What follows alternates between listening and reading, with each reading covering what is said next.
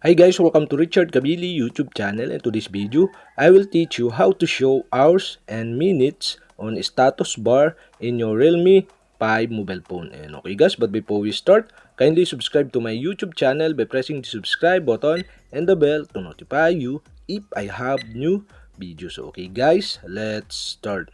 And okay guys, you only have to do is go to setting in your Realme 5 mobile phone. And okay guys, here in settings, okay, go to notification in status bar. Okay, click this.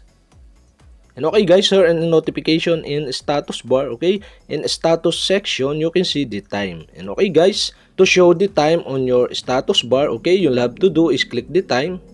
And the pop-up are show. And okay guys, now here you can see the option here. And okay, in this tutorial, I'll show you how to show hours and minute on status bar. And okay guys, you'll have to do is select the show hours and minute.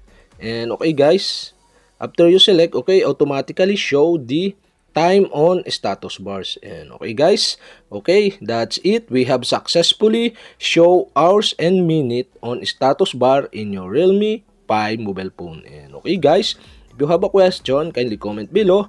And don't forget to hit the subscribe button and the bell to notify you if I have new videos. Okay guys, thank you for watching.